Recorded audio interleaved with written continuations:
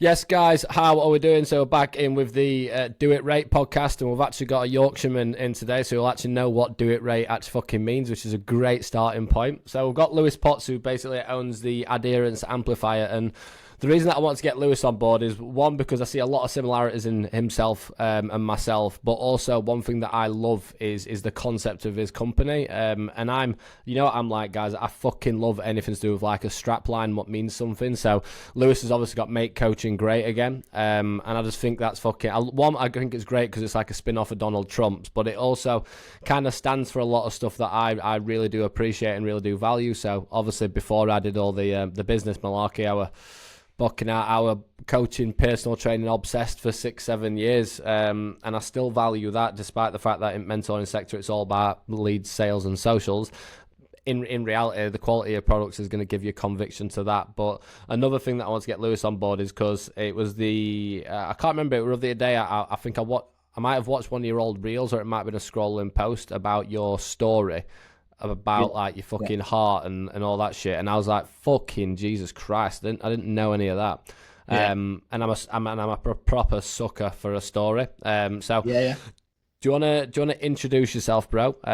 Who have you been before, and what you've kind of turned into now? That's a good question. Who have you been before? I like it. I like it when it's framed like that. Like, who are you? I'm like, I don't fucking know. I still don't know. I'm going to try and keep my accent from going really... Obviously, I've been out of Yorkshire for quite a while, but whenever I speak to somebody, like if I talk to my dad or my uncle or anything for long enough, it's like proper thick by the end of it. So I'm going to try my best not to. Yeah, so it goes way back. Like, I'd never ever considered a career in coaching or anything like this. I actually fucking hated the fitness industry. Like, despised it with a passion. Still parts of it now that I do, don't get me wrong. Oh yeah, for sure. But now I'm part of it. Like, I'd say I love most of it now. But yeah, there were definitely bits that need to change. But so I'd basically grown up as the fat kid. I played rugby when I was younger. I was never great at rugby until I got a little bit older and I started to like fill out and stuff. But I'd always been fat, been bullied for being fat and all that sort of shit. And to the point where I'd tried everything under the sun. I'd done shit that I found, remember T-Nation. I'd done shit that I found on T-Nation. I'd signed up with quote unquote coaches. And I just could never get a handle on it. Literally never got a handle on it. I was 152 kilos at my heaviest when I was 28 years old. But by that point, I'd kind of like accepted it. I just made peace with it. I'd started playing American football when I was 16, got really good at American football really quickly, and actually for the position that I was playing, having a bit of weight behind me, or at least this is how I justified it, having a bit of weight behind me helped. So I was actually playing elite level sport in Australia at 152 kilos. So yeah, I'd kind of like, I'd made peace with it. I'd been like, oh, this is how I'm going to be. I'm okay with it. And I'd really made it part of my identity of being like, the big guy, right? On the nights out, like spudding all the fucking bouncers on the way in and making pints, like 3 second down a pint, all of that sort of shit. And just, I was genuinely, when I say this, for the majority of my life, I was okay with it. Like, I wasn't one of those, I think people look at people that were as big as I was and think they must be fucking miserable, them. They can't be happy. I was like, mate, I love it. It's fucking sick. I get to eat what I want, do what I want. I'm still training hard. I'm powerlifting for my American football. I'm strong as shit. I literally, on a Sunday, I spend 3 hours throwing people. It's mint. Like, yeah. So then I moved back from Australia and I had this, fuck it, yeah. Right, so I was at Park Life Festival in 2019 and it was the second day and God knows what physical and mental state I was in. And I had this really weird moment where I was just like, I'm just really not comfortable with who I am anymore. I feel out of place. I really don't like certain aspects of myself. Whether it was triggered by extracurricular activities or not, I don't fucking know. But I'd had this like moment where I was Being there, don't get me wrong. I don't know what there must be a term for it. I don't know. Yeah, it's an opinion. I always say it's this is funny. I went from like 20 to 26 when I was going to Ibiza and batter, and I'm talking proper battering myself like 2-3 days. I'd always say every time I went to Ibiza, I'd have an epiphany. So it was basically just a drug fueled realization of, actually, wait, I'm not happy with this part of my life. I need to change it. Don't get me wrong, it's not the best way to get to that outcome, but I don't regret it. No regrets. No, mate. And do you know what? Actually, looking back now, I'm very lucky. As we'll come into when I start talking about my heart, but I'm very lucky to be here. But it actually saved my life in a weird way. So I had this like epiphany, like you said, this out of body. I need to sort my shit out. And genuinely, for the majority of my adult life, after I'd been through I'm going to try and lose weight. I can't figure it out. I'm going to try and lose weight. And I dealt with that. I just accepted it. I was genuinely happy until literally, it was almost like a light switch had gone off. I was sound. And then literally one minute later, I was like, fuck. Like, what the fuck what have I let myself get to? What has happened here? Like, the reason that I'm telling the story in this order, by the way, is because a lot of people think my weight loss was triggered by my heart, but it wasn't at all. My weight loss was triggered by this moment that I'd had where I realised I wasn't comfortable anymore. So, rewind like 18 months. When I was in Australia, I woke up, obviously, I was playing high-level American football. There's a lot of contact to the head and all that sort of stuff. I woke up one Sunday morning for training, and I tried to say a sentence to my partner, who I was with at the time, and all the words came out in the wrong order, like weird as fuck. Like, proper weird. And I was like, okay. And then I tried to say the sentence again, and all the words came out in a different order, but still not the right order. And I was like, what is happening here? This is mad. She worked in healthcare, so she was like, to the hospital now, like straight to hospital. Yeah, so it's almost like you feel like you're having a stroke or something there, isn't it? Yeah, so apparently that's what they thought it had. I don't know if it's either called a minor stroke or a miniature stroke. I can't remember the terminology around it. So they did all these tests, MRI, CT scans, ECGs, Dopplers, where they check the arteries in your neck. I think I had 6 tests in total. They dragged me back in a couple of weeks later and basically said, the good news is that you are the fittest fat guy that we've ever seen. And like said it in that exact phrasing. I was like, sick. What's the great news? Yeah, in it. Blood pressure, sound. Heart rate, sound. Arteries, perfectly clear. I'm like, fucking get in. Like that was almost a green light to just carry on. And then it was like, oh, but the bad news is we found this thing. And basically you've got a bicuspid valve in your heart, so your aortic valve, like the valve that is responsible for opening and closing when you're shutting the blood out to the rest of your body. It means it's made up of 2 parts instead of 3. Because there's only 2 parts, they have to work harder every time that your heart beats, and basically they've started to calcify and they're not closing fast enough, so you're getting regurgitation into your heart. And I was like, right, has this got anything to do with that thing that happened last week, a couple of weeks ago? And they were like, no. So I was like, right, but we just forgot about that. Like, we just forgot about that side of things. What had eventually happened is, because my heart was letting blood back in every time it was beating, I was 152 kilos, powerlifting, playing American football. Blood pressure was high quite often. Yeah. I was carrying way more blood in I can't remember which quadrant of my heart it was, to the point where I'd developed an aneurysm in the wall of my heart. And they were like, obviously, if your aneurysm eventually ruptures, it's fucking game over. But weirdly, and I say this a lot, right? If you're traveling to Australia and you spend time in Australia, the healthcare is pretty good. You get this reciprocal healthcare stuff, and you get seen pretty quickly, and it's all subsidised. And again, saved my life. But the guidance that I got off the doctor when he saw all these tests was like, oh well, you're playing elite level sport, you're fit, you're healthy, all the other tests are sound, so crack on, keep playing sport. And I'm like buzzing. So I played 2 more seasons in Australia. Then I moved back from Australia when my visa expired, played another season in England. So this is all happening, like, we're now back at the point where I've had this moment and I wanted to lose all the weight. As I'd gone back into the NHS, they basically said they should never have told you to carry on playing sport. I think it was, the measuring the aneurysm, it was 4.7 centimetres. 4.9 is basically emergency open heart surgery. So I'm like, Jesus Christ. Yeah, in it. So I'm only finding this out so I found it in February of 2018, and the conversation that I'm talking about now happened in November of 2019. So I'd carried on with everything, the partying, the sport, the gym, the lot. So I then got dragged back into the cardiologist's office in 2019, and he was like, the terminology he used was, you are borderline intervention. You need to stop everything immediately. So like all sport, all gym, everything stops, the lot, everything fun in your life stops right now. So I was already on the weight loss journey. I'd already lost like 20 kilos by this point. Then obviously 2 or 3 months later, fucking COVID kicks off. So I'm like, right, okay. So I had nothing to do. I lost 70 kilos. I worked with Mike Harrison. I went from 152 kilos down to 82 kilos at my lightest, did a fucking shoot and all that sort of shit with 0 training, just by sorting my diet out.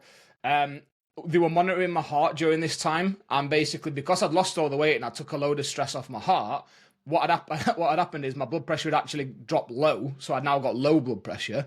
But for them, they were like, actually, that's not the worst thing, because the thing that's going to kill you isn't raising your heart rate. It's if your blood pressure spikes and it ruptures the aneurysm.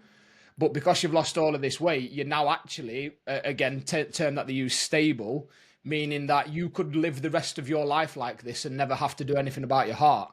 And I was like, not a fucking chance. Like, what, so you just have to do nothing for the rest of your life? Yeah, exactly that. It was like, and it wasn't just the sport, and it wasn't just the gym and stuff like that. It was little things like, I remember being sat with one of the cardiac surgeons, and him explaining it to me. And it was like little things like, if you wake up in the middle of the night for a piss, you have to sit up and you have to sit there for a minute. Then you have to stand up, then you have to stand there for a minute, then you have to go to the bathroom. Because obviously if you go from dormant to jumping up, it can spike your blood pressure. It's like, you can't run upstairs. I'm like, what? I'm like 6'3", I'll do stairs 3 at a time. He's like, you can't run upstairs. I've got a big dog, obviously. You can't fight with your dog anymore. I'm like, nah, fuck off, get it done. And at first they were like, well, obviously it's quite a risky surgery, open heart surgery, sternum open, ventilated a lot. And obviously it's COVID, so it just kept getting bumped back and pushed back, yeah. Until one day, like, I remember I'd been to an appointment, and my mum and dad live in Rotherham, obviously, and they drove across, and my dad had come to the appointment with me.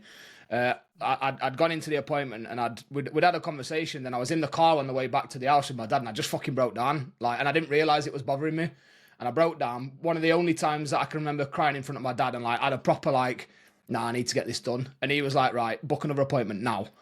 So booked another appointment, went in, and eventually met this surgeon, and it was finally this surgeon that cleared it. This guy called Paul Waterworth. I'll never forget him. Like 5'2", maybe like 7 stone wet through. This like proper, just matter of fact guy. And I sat down and I explained it to him, and I was like, they don't want me to have the surgery, risk of death. He was like, I'll do it. I was like, thank fuck. Is that how it works? Do surgeons just decide? So basically, it wasn't an emergency surgery. I don't know if this was something to do with COVID, because it wasn't classed as an emergency. It was classed as an elective surgery. So it was something that you could do with, and obviously would have been covered by the NHS because of the state of things. But because I was stable, I essentially went on to a massive waiting list, but just getting bumped back and bumped back and bumped back. They kept monitoring me, and obviously if the aneurysm would have progressed further, I imagine it would have been a different story. But it wasn't until I literally had to like almost beg for the surgery. And then this guy, I'd met a surgeon before, and he was like, yeah, well, the reason that they didn't want to do it, their reasoning was, obviously, it was a 4.5 hour surgery. You're on a ventilator. We have to literally turn your fucking heart off so we can operate on it. It's really risky. It's scary, though, isn't it? Yeah. Do you know what? It was scary when I spoke to this first surgeon, because he just kind of like brushed over the details. And then when I met Paul, this second surgeon, I had a conversation with him about it. He was like, have you got any questions? I was like, yeah. He was like, what? I was like, I want you to tell me absolutely everything that's going to happen. And I was like, I want every single detail. Yeah. I want to know where I'm getting cut from, what's happening, how long it takes, how you go about it. And we had this really, really like in-depth conversation. And I remember the thing that, the reason I pushed for him to do this surgery was, it was in the Northwest Heart Centre. Luckily, in Wythenshawe Hospital, where I live, it's like one of the best centres for for cardiovascular surgeries in the country. And then I remember I sat right at the end of the conversation. I looked him dead in the face, and I was like, right, Paul, I was like, I want this done. I've wanted it done for ages. So I've only got one question. I said, what happens if on the day of the surgery, you wake up and you're having an off day?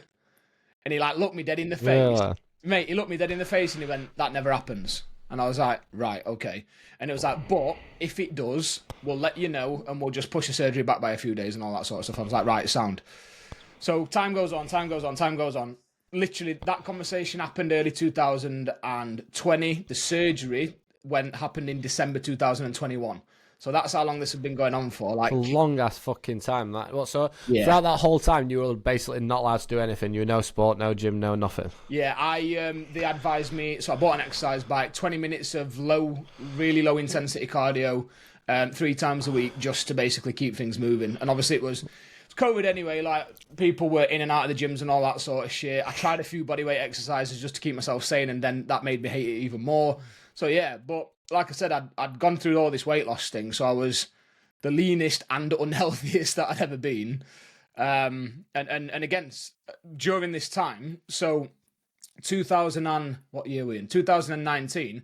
I fell into coaching by accident. Like in the run up to COVID, I was working in hospitality. I was going into management of a bar in a Mexican restaurant, so a tequila bar attached to a Mexican restaurant.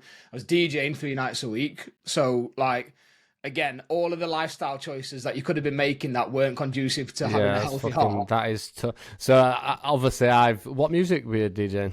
So my thing is anything bass music, so drum and bass, garage, grime, yeah, like none of that shit. Fucking yeah, house music. Yeah, well, I've probably got about 4 mates who were all fucking tech house DJs.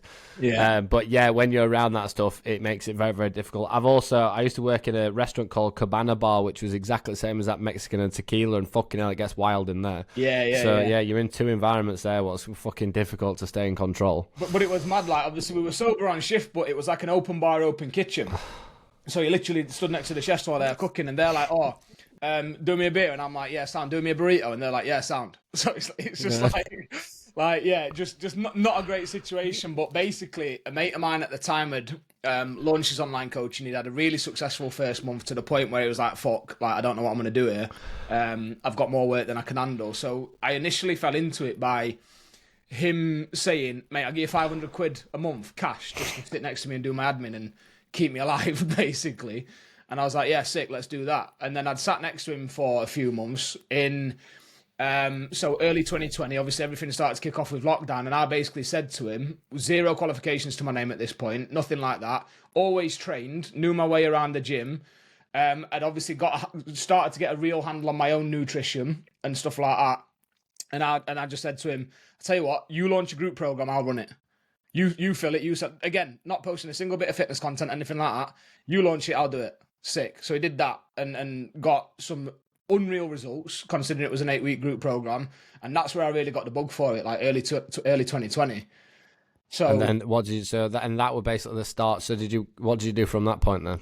So I then worked for a body transformation company, literally. And again, like kind of ironic because I was losing all this weight myself, but I remember I was still probably 110 kilos and not in shape and not training when I took my first like set of one-to-one clients on, and still just churning out fucking results. Like we're taking it really seriously. Like, yeah. do you know people talk about this laptop lifestyle? And again, I listened to your podcast that you did with Oshin, and like 10, 11, 12-hour days, just client work. Bear in mind, all I was doing was handling clients. Like, just client work, checking in with clients 3 times a day.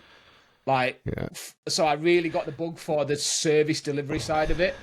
Never had to do the business side of things. Never. Like, just coaching clients, churning out incredible results, like already starting to make a little bit of a wave. Back in the days when Wolf Whistle posts worked, like I'm looking for 5 clients and we get 10. Oh my fucking god, yeah. Back at you could put 2 store, you could literally put 2 or 3. I built a multi-6-figure business off on a Sunday night religiously. I'd post 10 client results and then put on my application. So now you can't even put a fucking link on your bastard store because it drops views. I used to go 10 results, book in, and I built my business off that and nothing else. But mate, we were at the ridiculous stage. This is the time where stories weren't even a fucking thing. Stories weren't even a thing on Instagram. It was transformation post Monday to Thursday, Friday looking for 5 people. Yeah. Sick. Applications done. All done on Google. All done on Google. Like a Google Doc was the application form. None of this but anyway, yeah. So got loads of experience, and then later on so I'd worked there for like 18 months, and again just pretty much running the group coaching side of things, not doing any real sort of like business activities. Mate, I didn't even have a Stripe account. Like, just coaching. I never used to. I used to do bank transfers. Then I'd go cardless for ages, and then I went over to Stripe. No, but that's what I mean. I didn't even do any of that. I was invoicing the business owner. Yeah. Like, I was literally just coaching. So I had this like weird like situation where I just got to focus on getting really fucking good at the job. Coaching. Really good, and that's where this passion comes from now. And what I started to realize very quickly through my own situation and the people that I was working with, like we were a body transformation company, and I was getting all the clients that were 120, 130, 140 kilos, not the ones that were already in gym shape and were just like fine tuning to get into a photo shoot shape. That bored me to death. It bored me to death because, and I don't mean this to sound disrespectful, it got to the point where I could do it with my eyes closed. Yeah, it's the whole transformation. It's no, I get it. I remember I was like that when I was coaching. I also got to that point as an educator and a mentor.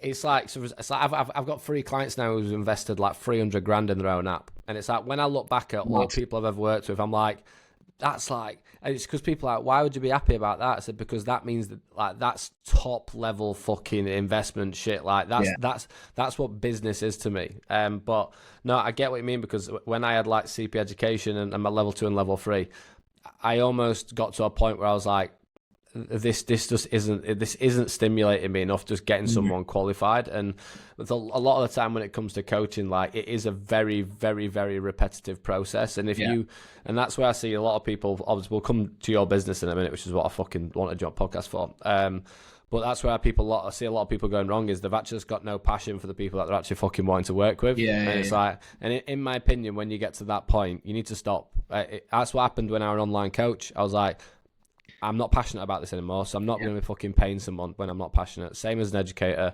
Same when I was doing one-to-one back in the day, when I was just doing like low-level one-to-one mentoring. It's like, I think you've got to kind of go with the flow and go with the waves. But a lot of people, they just think, oh well, I've just got to keep get people coming back into business, selling to anyone, giving them half an effort fucking service, and then that's why over time there's such a bad fucking rep for everything what's happening in the fitness industry. Yeah, I couldn't agree more. And like that's where, so obviously I'd realised that the training and the nutrition, bear in mind again, I wasn't training myself, so I was finding it real hard to kind of connect to that. But what I could connect to was the identity change, the behaviour change, the early 2021, when I found out that my surgery was probably going to be that year, I signed up with Paul, so I dove into this area of mindset and stuff like that. And I started to realise very quickly that that's the stuff that I really enjoyed doing. So later on that year, when the company that I was working for wrapped up, I was faced with this choice of like, do I take over this company and just keep doing that, or do I set my own thing up? And I was like, fuck it, I'm going to set my own thing up. So I'd got nearly 18 months, nearly 20 months of coaching experience, but zero business experience. Obviously, I've been posting content and shit like that, but zero business experience. So I remember I'd had this idea for Body and Brain, which was the company, the name of the coaching company, because it was obviously the fat loss side of things. I wanted to work with people that were like myself, but it was the mindset, the behavior change that I'd really started to get good at. Set my Stripe account up in late November, and then November the 30th, got a phone call saying, basically, we've had an opening for a surgery. Do you want open heart surgery in 3 days? Fucking Jesus Christ.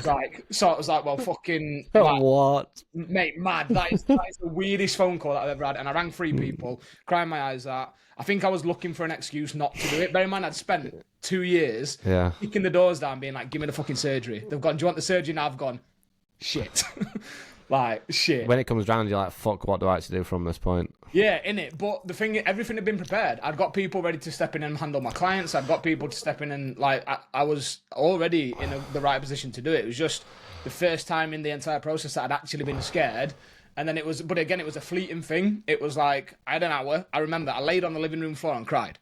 I literally laid on the living room floor and cried. And then I rang the nurse back and I was like, get it booked. Let's just get on with it. So then Sunday morning rolls round, when I should have been going in. Obviously, I'd had to shield. It was still COVID. Sunday morning rolls round. I'm on the way to the hospital, and I get a phone call from an 0161 number, which I know is the hospital. And I'm like, hello. They're like, surgery was meant to be the day after. They were like, we just want to let you know that Paul has woke up and he's not feeling well, the surgeon. And I'm like, I'd asked him to his face. He said, this never happened. Okay, no. He's gone, he's not feeling well. And I'm like, right, what happens now? And they're like, we're going to reschedule it. We're going to push it back by 3 days. And then you need to keep shielding. So I went back on. I carried on shielding. I ended up going in the 1st of December. Had the surgery the 2nd of December. The recovery itself was... I'm trying to like rattle through it because I really do. I want to talk about the business side of things as well. But the recovery should have taken me 3 months. And they told me that I'd be bedbound for up to 3 months. And I walked out of hospital 4 days later.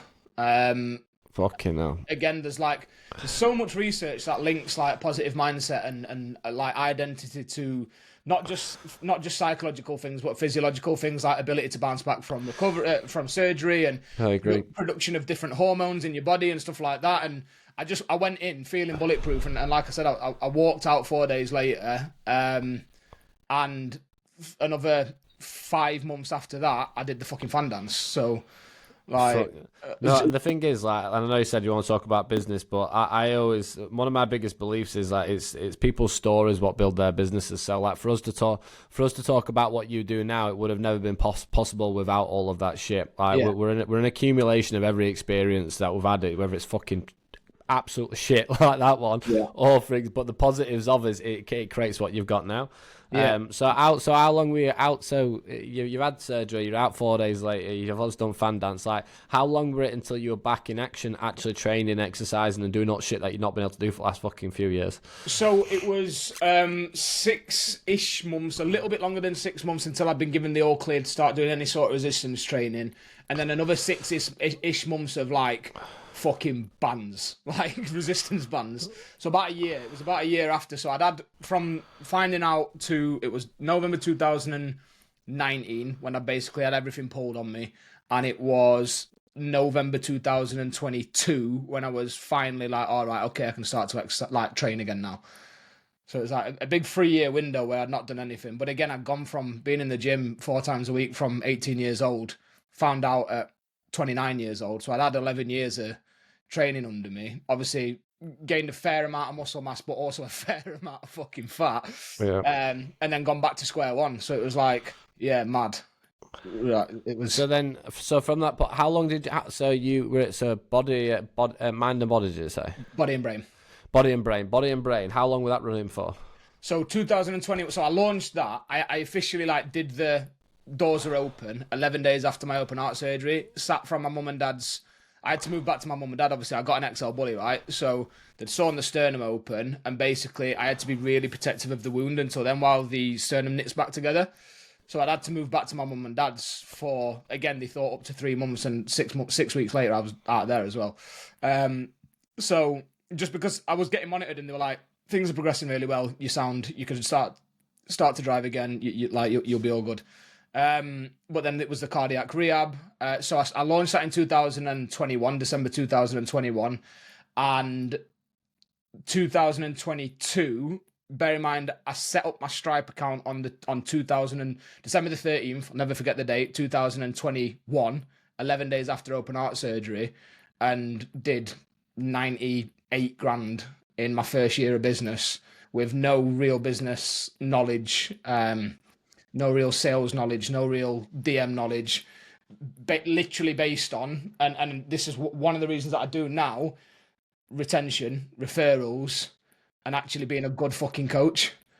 Yeah. Do you know what? I was filming a YouTube video yesterday, and it's fucking funny you said that. So this is only, I'd say, 4 or 5 years ago. So 4 or 5 years ago, when I first started business, we basically built a 7-figure company in the first 12 months. And on this YouTube, I was like, I swear on my fucking life, I did not send one DM. I did not have any ads running. My content was absolutely wank at that point. But all we were doing is we were just getting straight up referrals and results. Yeah. And I almost reflected back on that, because the thing is, when you've got the industry, it starts pushing you one way. And I had a great podcast with Chris Bradley in Dubai the other day, and I was yeah, nice. He's a fucking great guy, by the way, one of the good ones. And I basically said, after that first 2 years, it were almost like the industry changed, and I felt like I was getting dragged to one side, and it's only been in last 12 months where I've been like, fucking hell, get back to his roots on what we're actually fucking good at doing. And that's why I love what Lewis does, which we'll come back to in a second, because it brings people back down to the concept of doing it right. Like, if you're an online fucking coach, be a good bastard online coach. If you're mentoring, be a good fucking mentor. It sounds so basic, and yeah, this might not be like the fucking quick fix solution that you're looking for the people who are watching this and listening to it. But bottom line, it'll always come back to that. You can try and fucking cover it up. You can try and fast track. You can try and do whatever. But bottom line, it's always going to come back to, are you actually fucking good at your job? Yeah. I can't agree more. And that's what I focus on. So 2022, my first actual year in business, again, doing my own sales, doing my own lead gen and all that sort of stuff. I was trying the DMs. I was fucking god awful at it. I was like so bad at it, to the point I did that thing that most people try and do. I was like, I'll just hire a setter. Setter couldn't do it either, because I was shit at it too. So I built this business based on getting really good results. Literally one program. Oh no, that's a lie. I tried to launch group coaching once, but obviously with fucking 4,000 followers at the time, don't happen. So again, this is back when I had 4,000 followers, and probably 1,000 of them were people that I'd not known before I started coaching.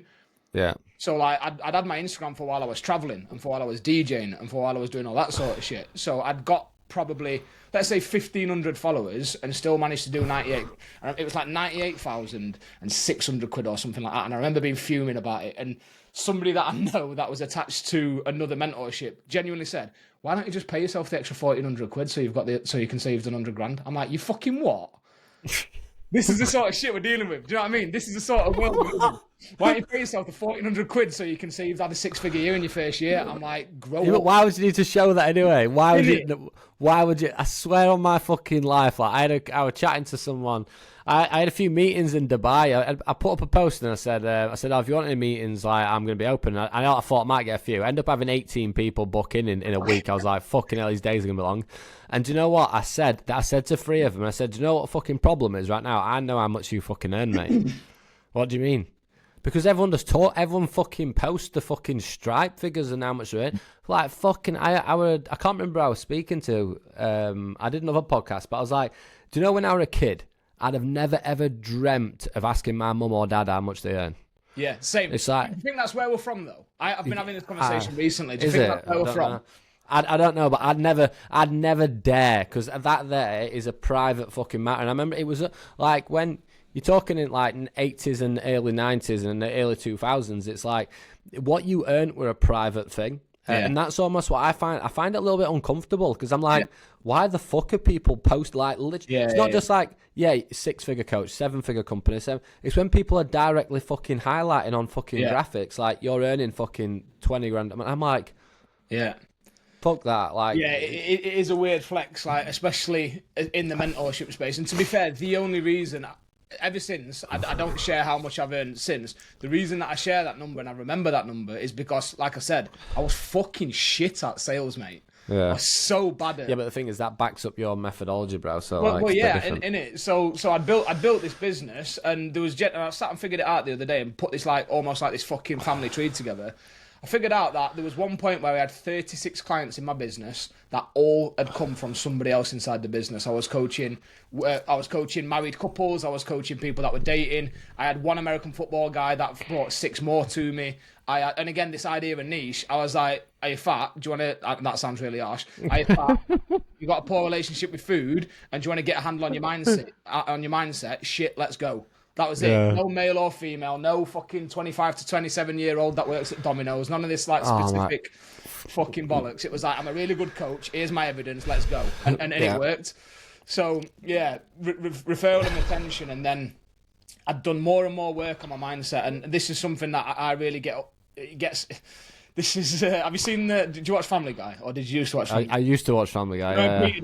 What's grinding your gears? This is what grinds. Like, the thing that grinds my gears at the minute is a lot of coaches are like, oh yeah, I offer mindset support, and I'm like, you mean you've got a question in your check-in that says how was your mindset this week? It's different. Like it's. So I was like rabbit holing myself, like full on in the rabbit hole, learning, paying fucking thousands and thousands and thousands of pounds for qualifications and to work with different people just to see what they were doing and stuff like that. Again, one of the reasons I signed up with Paul in the first place, so I was like, I want to know how this actually works. Yeah. Like I don't. And 4 years later, and fucking God knows how much I've spent with him. But it works. And what had eventually happened is I had started to, just through association in the industry, start to get a load of coaches follow you, and you start to talk to a load of coaches. And by May to June 2023, again, churning out results, churning out before and afters. Whatever your stance is on that, I don't really care. But the difference between mine was the people in the befores didn't look like normal people in that you would normally see in befores. I was 130 kilos down. Yeah, they're really big. Yeah. Yeah, and it got to the point where through working on myself, it sounds like such a wanky sentence to say, but through working on myself and through working with a certain type of people, I'd started to put together, and this is where the amplifier came from, I'd started to put together a load of like resources and tools and worksheets and models, and just really started to guinea pig everything. And the thing that actually started it, there was a documentary on what was it on Netflix a while ago called The Tools, about, I think it was Jonah Hill and Jonah Hill's therapist, called, I've still got it up here. It's called like is it Peter Schultz or Phil Stutz? There you go. And during this thing, this therapist was explaining about how he was able to get great results with his clients, and he'd put together essentially like a toolbox of like actual diagrams and models and stuff like that. And I was like, I wonder what... I love that you think that. So anyone who's inside my business, I love anything that has like an analogy and a model. Like for me, I'm already trying to see what's on your whiteboard. I'm the same, mate. I'm like my brain. So it works in this weird, like, do you know like decision trees? You know, where you start at the top and you answer a question in one of two ways. When I'm thinking things through, this is like literally, obviously I don't see it, but this is how my brain works. I'm like, right, okay, and if I follow that one, where does that take me? And then this takes me, and I just start to figure things out. And like, if I was able to share my Zoom so coaching for me, and what I understand coaching to be, and what I know coaching is, and this might piss people off, but I really don't care. It's fuck all to do with calories. It's nothing to do with like coaching's a leadership model that comes from the corporate world. It's got fuck all to do. You making adjustments to your calories and your training programs. Unfortunately, it's not coaching. That doesn't mean it's not important. People do need it, but I was taking the knowledge that I had of this actual skill of coaching, like the IAPCM, the International Authority for Professional Coaching and Mentoring Coaching, that side of things, and applying it to what I needed and coming up with all these models and stuff. And if I was able to show you my Zoom whiteboard, all of the tools and the models that are inside the Amplifier now, you can see me literally figuring out live with people. Scratching out on the whiteboard using a fucking mouse. Do you know what I mean?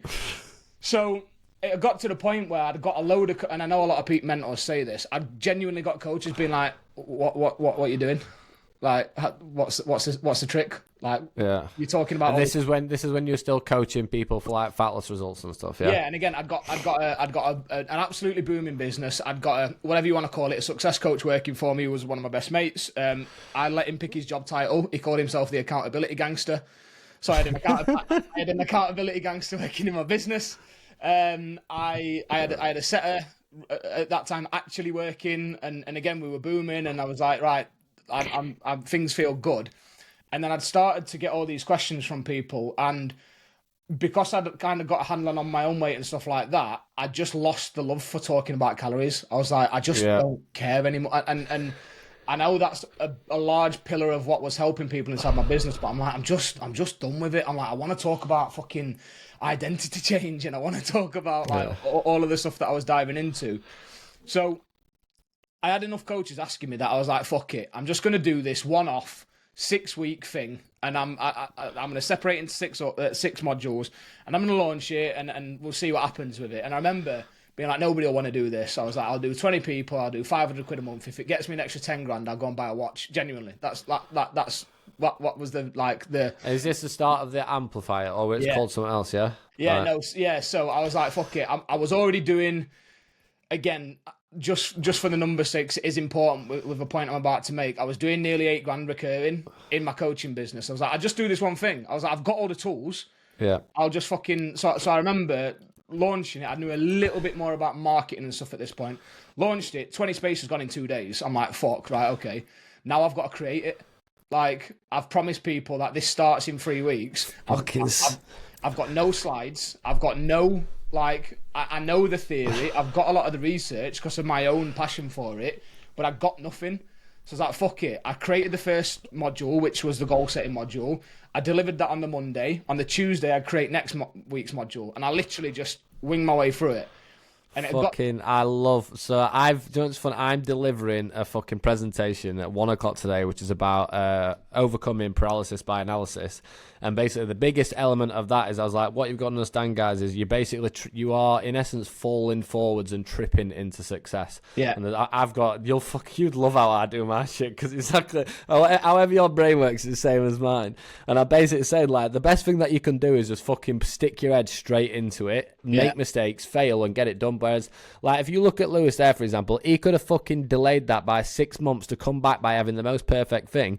But in reality, here's a concept, here's an idea. I'm just going to fucking do it, and I'm going to learn on job. And I truly believe that's how true big businesses are built. Well, that's what I said. And then, like, halfway through, people were fucking loving it. And again, like, 20 people turning up to every single call. Like, you'll know, you do live calls, you don't get... Yeah, 100%. No. Like, I only had 20, and I would say 18 average on these calls. And the feedback that I was getting, and again, I was like checking in. They knew I'd never done it before. So module was going live on the Monday. On the Wednesday, I'd be putting a thread up, like, who's actually implemented anything? What are you finding? Give me some feedback. Like they knew that I was figuring it out as I went along. And 4 weeks in, so where are we now? This ran in July. So 4 weeks in, I was like, this is it. Like, this is it. And I had this mad moment. I spoke to Maria about it, and I was like, right, here's what I'm thinking about doing. And I'm very lucky to have Maria, because she'll give me a look and I'll know she's thinking, fuck, right, okay. But she'll never say anything. She'll go, yeah, let's go, let's do it. And I was like, I'm just gonna text all my clients and tell them I'm not coaching them anymore. I'm like, I'm just... I did exactly the same thing, but this is years ago, 7-8 years ago. But I remember I just turned around and went, I'm not doing this anymore. Yeah. Mad, innit? Yeah, and because most people don't do that. Most people like phase out, drag their feet. Whereas I just kind of got to a point where I was like, I can't have people, I can't charge people for something that I'm just not enjoying anymore. Mate, we are, yeah. So very similar. So basically, I spoke to Maria about it, and I was like, the feedback that I'm getting, I'm like, this is the thing, because I'm not having to talk. I don't talk about nutrition. I don't talk about training, because I think every coach should have a base knowledge of that at least. Anyway. It's the shit that makes the real difference. And the feedback that I was getting, I was like, oh my God, this has completely changed. 4 weeks in, the way that I'm coaching, the way that I'm approaching, people are already getting over the fucking blocks that they've had for months and stuff like that. I'm like, right, okay, sound. So I text all my clients, and I remember I had 36 clients at the time. I was charging a decent amount a month, because again, we were doing a lot of work, and I was one of those coaches where I was like, if you want a Zoom call, I'll jump on a Zoom call with you. It's not like a 5-minute voice note and a once a month call. I'm actually coaching people. Yeah. So I was getting a decent amount a month per client, all on recurring. And I just messaged them saying, look, I was like, I've been doing this thing. You know that I've been doing this thing. Really, really passionate about it. I'll be honest, it's for the first time since I launched my business, my clients are no longer my priority. And I believe that if I'm coaching somebody, they should be my priority. Yeah. I don't feel comfortable taking your money off you, so I'm going to cancel your payment. I'll coach you for September for free. So I'll coach you for the next 6 weeks for free, until you are either sound to go on your own, or I'll help you find another coach. Obviously, I've now got access to a load of coaches. Yeah. And I had 2 people that kicked off out of 36. Two people basically like, I want a refund for my last month. I was like, all right, fuck off then, sound. Refund for last month. Do you know, like... I've had it. I have this loads with clients. So like, especially people who've got mass. When you're looking at mass numbers, let's say some of the one-to-one clients have, you're onboarding like 4,000 or 5,000 people at a time. Yeah. And I said, when you're looking at that type of volume, and when you're getting a few complaints through, because I've had 30 complaints. That's 0.5% of the people who's complained, right? In reality, there's more often than not 0.5% people who are just fucking annoying cunts. Like, it's just, and I'm sorry if you're watching this right now and you're one of those people, but that is just how business works. Like, people get really upset by that, because it's like, oh, I've had a little bit of negative feedback, and it's like, with the coach consultant, like, one thing I thrive myself on is our retention rates. Like, we normally have people for over 10 months minimum, and we have like a 6-month contract. And for example, like, there are drops in Ocean where someone comes through, and I remember when I first started mentoring, I used to get really upset by it, but I was like, fucking hell, that's one person in 150. Like, you can't, but it's something that you have to get over. It's, especially with what you fucking teach, is that you can't control other people's beliefs and fucking behaviours. So have you ever heard of a company called Ethical Scaling?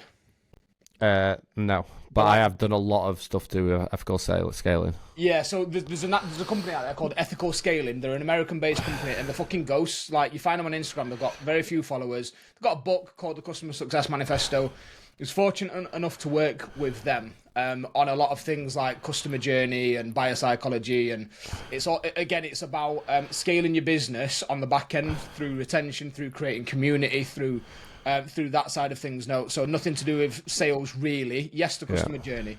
And they shared some stats in one of the modules that they deliver, which was like really kind of like made me think about things. So the set of research has been done on coaching-based businesses. So all coaching, not just online, in person, business coaching, relationship coaching, health and fitness, the fucking lot. The KPI for the industry is 82% of your clients should reach their goals. So like when you think about that, right, like that really made me look at things in a different way. So if you've got 100 clients and 18 of them don't reach their goals, you're at the standard, you're at the industry standard. Yeah. But if you were like, I've had 18 clients that don't reach my goals, fuck, what am I doing wrong? It might just not have been the right time. It might just not have been the right method. Circumstances might have changed. So what you were saying there, if people are getting 30 people complain out of fucking thousands, I'm like, mate, you're smashing it. You're doing fucking well. But it's negativity bias, isn't it? We'll always pay attention to that side of things and not the 2,900 and whatever that are doing well. So I'd basically said goodbye to $7,500 recurring and took myself pretty much back to square one. And I was like, right, I've got to make it work now. And so what I did at that point is the 20 clients that had done it, I said, like, look, I've put together a really comprehensive like feedback form. I sent it out to all of them. I was like, if you complete this feedback form for me, and if you do me a video testimonial, you can join the next intake for free, and I'm going to make a load of improvements. So I got, again, 20 testimonials. After 6 weeks of doing this thing, 20 video testimonials off Smart bastard. Love that. I've said, so we, like Rob, for example, he like, I want to build up Google reviews. So like I fucking update our program. It's all I fucking do, basically. It's just build fucking systems and strategies continuously. Go back to the beginning and start again, yeah. Yeah, and it's like, what Lewis is, it's literally a constant rinse and repeat process. So it's like, what Lewis has kind of said there is like, one of the biggest areas that people go wrong with is when they're extracting social proof. So when you're extracting social proof, if you ask someone to do something, like more often than not, their bias is like, why? Yeah. Why? What am I getting from it? Right. Yeah. So one thing that I'm doing at the moment is a post just gone out where instead of just posting a fucking result of a graphic, I'm basically telling the client's story. Mm-hmm. So for a client, I've had about 25, 30 people who's like, yeah, I want to do that. So the reason that they want to do that is because they get to tell their story on my platform. Yeah. And it's like, for example, when we're doing an update, so I've just done a massive email marketing system update, and it's like, right, guys, do you want early access to this? If you do, can you just drop us a Google review? Like, and I feel like this is an area that so many online coaches go wrong with. It's like, oh, can you leave me a testimonial? Can you leave me a result? It's like, why? People always need that fucking bit of motivation to get them over the line to do it. Do you know one thing that I have realised, and I'm sure you can recognise this as well? Do you know a lot of things that, I genuinely love the coaching space now. I'm very passionate about what I do, and I love online coaches, genuinely. But there's a lot of parallels between what coaches complain about with their clients and them themselves. So like coaches that don't give testimonials will also be complaining that their clients don't give testimonials. Yeah, no, fucking I agree. Coaches that complain that get the messages ghosted also ghost messages. And I'm like, I don't point that out to be a dick to online coaches. The reason that I point that out is if you don't do something yourself, think about why that is. Get curious about that. So if you're uncomfortable doing a testimonial, figure out why you're uncomfortable doing a testimonial, and then think about your clients. Start looking at your clients in a different way. If you're uncomfortable doing it, well, maybe they could be uncomfortable for the same reason. So maybe they're not doing it to be dicks. Yeah. Maybe they're not doing it because they don't want to give you a testimonial. Maybe they're doing it because maybe they don't feel they've had the service that you think that you've delivered, or maybe they're not comfortable on camera, or maybe they don't want the story sharing. Like, there's so many parallels. It's mad. So, yeah, it's not having that diversity to it. So that's why it's like some people might want to tell a story, some people happy to do a testimonial, some people happy to do a Google review. Whereas if you're like, oh, I'm just waiting for a client result. Yeah. What, you're going to graft your fucking arse off for 4 or 5 months to get to a point of someone going, I don't want my pictures on social media. Yeah. Like it's about having these. So what I do with my guys is I basically have like a content bank. So it's like, that's a bank drive, that's a bank drive, that's a bank drive. Based on getting extraction there, you need to add that in at that point. This is what you need to get that. And where rather than going, fucking, I'm not posting enough results, is you need to have like social proof and evidence-based extraction in your actual process. Yeah. And that's... because that's the thing that's going to give you, and people, like, for example, like, there's a lot of people out there who don't value coaching anymore, and it's just about marketing, it's just about sales, and it's like, you are having to put that much fucking money into fucking ads, and that much money into driving mass traffic into your top of your funnel, because you've got no fucking conviction in your fucking middle and bottom, because you've not actually got these client stories, you've not actually got these testimonials. Like, for example, when it comes to any type of marketing and acquisition framework, like, it's all volume. If you have 50 testimonials and 150 results, like, you are going to fucking have 10 times more conviction and conversion off the back of just being fucking good at your job. I think, and I do, and you'll know way more about this than me, but times are changing. It is harder to get a client and communicate and build that relationship and then turn them into a paying client. But I know that I did it a while back, but like I said, I built my business by, you know, in the morning when online coaches post the routine for the day, and you look at it and it's like 12 items long, and there's only one thing on there that's about clients. Yeah, and I'm like, what? Sorry, I'm like, fucking all I was doing. Mate, all I was doing on my story, all I was doing on my story, getting my hair cut, getting my hair cut, going for a walk, planning content, filming content, doing this, doing that, client checking call, then fucking, I'm all right, okay, sound. All I was doing at the time to build my business, and I do know that it's different now, is I was just all over my fucking stories every single day about what's happening. Just had a client call with this, client. This is exactly what we covered. This is exactly what went over. Talk about what you are doing more, because people still don't know what online coaching is. Like, you don't have to have the results, like Ben's just like you just said. You don't have to have the results, but speak about the process, give people an insight into what this actually means, because people still do think that they're just going to get calories in a training program. And there are some shocking coaches out there that are still just giving people calories in a training program. So you having the ability and the willingness to talk about all the nitty-gritty bits that you're doing separates you from the rest of the shit that's out there. Yeah, so I can't remember, I did a podcast with Nara, I think I might have been in a meeting last week. I said, we're asking this guy, I said, right, what's the biggest problem in the mentoring and fitness space at the moment? It was like, there's people getting burnt, people doing that. I said, no, right, go back to the first principle, what is fucking wrong and why is it harder? And I was like, and he couldn't guess, and I said, it's trust. Right. The fundamental problem why it's harder for online coaches and harder for mentoring now is because people just don't trust people anymore. So what you've got to do is, rather than think, right, how do I acquire as many people as possible by doing the same shit as everyone else, and instead start thinking, how do I actually start generating more trust? Yeah. So are you actually presenting your personal brand? Is it clear what your actual offer is? Do you have evidence? Do you have social proof? Are you actually showing authenticity and transparency? And I actually quite like...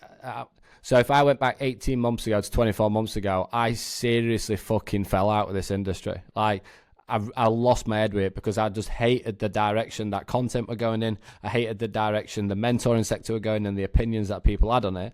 But I tell you what, in the last fucking 6 to 12 months since the story-based content has started to come back through on socials again, and in essence just like start to see that kind of trickle through, like, I'm really, really fucking enjoying it again, because I feel like the people who are doing it right and the people who I've got like moral obligations, for example, are going to start coming through. And we've seen a massive response in the last 6 to 12 months. Like, we had a bit of a tough patch about 18 months ago, 24, probably because I just fucking fell out with it and sacked it off. In all fairness, I was like, fuck this. But for example, like, the one thing that's going to allow you to stand out is your reputation. I always say to people, like, I remember back in the day, like, do you know when Lewis were talking about when he first started, like, there were no fucking Instagram posting, there were no stories, there were like basic level shit. Like, every single thing that you ever did was always built off your reputation.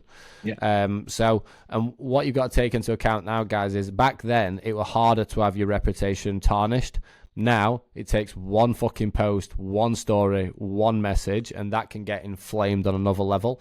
So I think that the current state of where it's going is going in a really, really positive way. Like, the people who have taken the piss out of people have been called out, and they'll continuously get called out. And if you, I'm so boring with my message, but if you do it right and you're a good fucking person, that all it takes is time. Just keep fucking turning up and just making sure you're delivering on those basics and presenting yourself forwards like you're going to be onto an absolute fucking winner. Right now, just to finish off the last 5 minutes on there, what's the long term goal? What's the vision?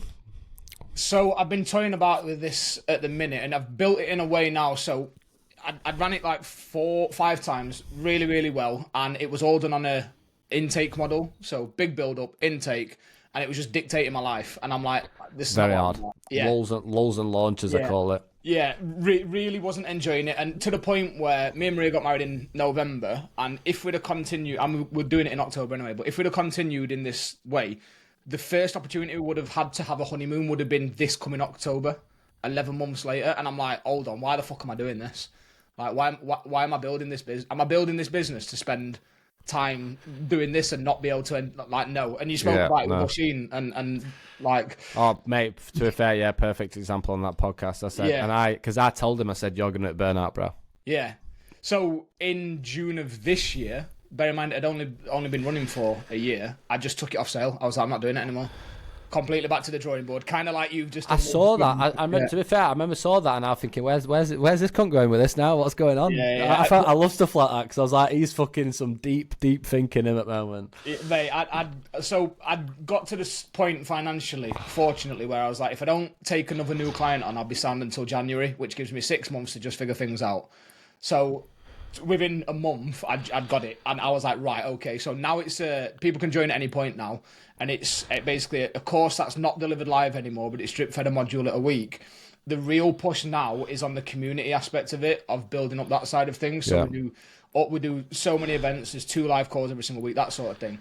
So there's no real maximum limit on how many people we can take into this thing. I know that I've hit my limit when I don't know each client inside there. And I've said that from the off. Like, I'm not scaling this thing to the moon where I want every single coach to do it. And I will stick to my values as well, where I've had people sign up where I'm like, I'm not sure if this is right for you, here's your money back. Just because of, like, the approach. I fucking agree with that. Yeah. All it takes is one fucking bad egg. Yeah, that's not gonna, that maybe isn't open to the concepts that we're teaching. Then again, like you said, reputation. These days, coaches have got thousands, hundreds of thousands of followers. Sick, sound. Coaches talk. I'm like, I would rather just be honest from the start and be like, I don't know if this is right for your approach, some of your messaging, and I'm happy to have a conversation about it, but I think it's probably best if here's your money back and let it both sleep tonight. Yeah. Honestly, yeah, fucking said it perfectly there. Like, the amount of times I see people where they're just trying to sell to anyone getting into the business, and they've got these kind of red flag clients, and all it's doing is creating conflict. And when you start accumulating that type of conflict, like, the level of operational drag that you will have is an absolute fucking nightmare. Like, it is not worth it. So, like, I've been shown and been told some of the approaches that are out there in my sector, and I'm like, what the fuck is that? The Wild West, mate. Yeah, I'm like, what? Like, I've seen it where I'm like, and I can't even process it, because I'm like, how on earth do you think that is a fucking viable way to scale your fucking business? Like, you just having, and all, I think a lot of the time for the people listening now, it comes to taking yourself out of this situation and looking 5 steps forward and thinking, how much of a fucking mess am I going to make if I continue doing what I'm doing now? Yeah. Absolutely. So that's the mission now, is continue to grow it, but in a way that does align with the way that I want to do things. I've got, obviously you won't be able to see it, I've got my mission statement printed off, like, fucking on my wall there. And as long as I'm living by those 5 things, I'm good, and I'll keep growing it, and I'll keep growing it in the way that I want to grow it. Anybody that's ever had a conversation with me in the DMs, there is no sleaze. There's this is this thing, it's really sick, do you want to do it? Like, that's literally my approach to sales, and it's worked so far. So then eventually, and again, just because of my passion for it, I am going to do some really low numbers. So, like, maybe 10 one-to-one clients on at a slightly higher tier, just to develop their coaching skills a little bit further. But that's because I love coaching, again, more of a passion project. So, yeah, there is no like big 5-10 year plan. It's just keep doing what I'm doing and enjoying doing it. No, I think well, I've got quite a lot of experience in with the place that you're in right now. So, in essence, Lewis has now got a 365-day marketing acquisition machine rather than intake, so it's going to be less burnout, less pressure, and in my opinion, that's a good way to do business. Like, exactly the same as me this year. I got to a point where we had, as Propel Program, which is like a small agency, that's top flight, Propel Project flying, but and I was like, something's missing from me professionally, and that's when I was like, I think I need to actually get back into working with like 5 to 10 one-to-one clients again. And since I did that, I got that fucking like, because I've had it before where someone's like, well, ain't your job to get as many people in mass volume? And I said, yeah, but my job is to basically build skills and systems. Like, that's all I do, build skills and systems. And I can do that on Google Drive, on videos, on live calls. But it was missing that core human management element. And that's when I look back, it's like, I need to have that in my week, because it's like, I feel like I'm still in the mix, and I feel like I don't know why people do this, but it's like in the mentoring sector, it's like, right, you need to get yourself out of your business as fast as possible, have your client fulfillment, acquisition, and all that type of shit. And I'm like, you're fucking 28-year-old. Like, this is, I'm not going to name names, but I've had it where I've heard people who are doing, let's just say, 30, maybe 20, 30 grand a month or whatever, right? Make comments on the people who are doing up to $250,000 a month because they're really stressed. And I'm like, you're not in that zone. Like, that person who's running at that type of figure, like, they are fucking, like, they've obviously got that need and that want for it. And I feel like the narrative of saying that, yeah, you need to outsource and get yourself out of your business is the most stupid fucking, like, look, do you know when you, like, let's just say you're fucking doing millions and you're coming up to 40 and you're like, yeah, I want to kick back a little bit now. But like, there's people who's got like fucking, let's say 100 clients in a group model, and it's like, right, yeah, I'm just gonna kick back and chill. And don't get me wrong, if that's your life, but I'm in this because I want to fucking take it to, I want to push and push and push and push, not obviously fucking people over, but like, I think I want to bring back the mindset of like, when you start your own business, you're doing it because you don't want to stop it. You're doing it because you actually fucking love what you're doing. You're not doing it because it's like, oh sweet, I've now got passive income and I can go and live in Bali. Yeah. Oh, do you know what I mean? Like, just keep grafting, keep fucking growing. Like, learn to love what you're actually doing. And what you just said there about you taking on some one-to-one clients, you do it. That is something that blows my mind as well. It's like, get yourself out of the business. I'm like, hold on, you're a coach that hates business. Yeah. How are you going to stop coaching to do more business? I'm like, what? It blows my mind. Like, my ideal setup would be me doing all of the coaching and outsourcing the business side of things. Yeah. Somebody handling sales, somebody handling like the admin side of things, somebody helping with my marketing, which I've got right now. I'm working with a guy that's kind of like giving me advice on that, and me just doing the bit that I love, not the other way around. Yeah. I'm like, what? But that's the narrative, and I don't know what it is. So, right, we'll wrap up there because I think we could probably do another half an hour talking about that topic alone there. Yeah. So, if you're not following Lewis on Instagram, is Lewis Potts Official, and obviously his company is the Adherence Amplifier. And the reason I want to get him on is I love anything that basically goes against the status quo. So I actually complimented Chris Bradley on a podcast the other day in Dubai, and I was like, do you know what I love, bro, is the fact that everybody's going down the fucking payment in full cash collected in your company's monthly recurring revenue. Yeah. And I said, I love anyone who's got the type of bollocks to come in and be a little bit different. Mine's very, very, very boring because all I'm asking is people to do it right. But do it right. Be a good fucking person. Use the right systems. Use the right strategies. Use the right skills, and you'll fucking earn a shitload of money. But do you know what?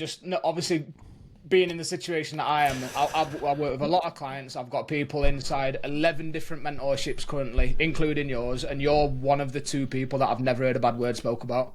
And I know that's a bit of a weird thing to say, but like, it's nice to hear. And I think I do think that, I don't know how long you want to be doing this, but another 2 years, 5 years down the line, we'll see who's still about. And I would put money on it being the good people that are doing it for the right reasons. 100%. Because people are dropping off and burning left, right, and centre, guys. So like, the biggest thing take away from that is like, look, just be fucking good at your job, right? Deliver on the thing that you're actually fucking saying. If you are stuck on what mentorships to choose, so this is great because it kind of brings in Lewis's business model now as well. I actually did a YouTube yesterday on how to select the right type of mentorship, and understanding that if you're going to go and whatever program it is, if it's a mentorship, whether it's education, whether it's adherence, whatever it is, like, ask someone what their offer is. Right, so what are you actually offering? And then turn around and go, can you show me how you're actually doing that? Yeah. That's all you fucking need to do. So I said it on this YouTube yesterday. I was like, I fucking love it when someone turns around and basically grills and said, oh, can you show me?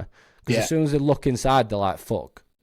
Yeah. Whereas, and this is where people are getting burnt because they're not asking questions. They've been sold to on the offer on the front end, but there's no substance behind it. Whereas I'm fucking high. It would take someone 20 seconds to look at one of fucking Lewis's autistic mind maps on his Zoom to turn around and go, oh wait, this is fucking detailed. Yeah. It's not even that. For me, it's a large element of it is the people. Like every single person, even the ones that didn't. So I've got a back-end program as well. Even the ones that didn't join the back-end program, the Adherence Amplifier Elite, which is the ongoing subscription side of things, every single person that's ever done the Adherence Amplifier is pinned in a testimony, in a highlight on my Instagram. Yeah. I always say to people, go and ask any of them. Pick one of the 150 that you can see. Ask anybody. I'm okay with it. 100%. Love that. Because we've got exact same highlights set up as well. So I've literally got that as well. Right, nice one, guys. Lewis Potts, top bloke, and make sure you follow him. Yep. See you next time.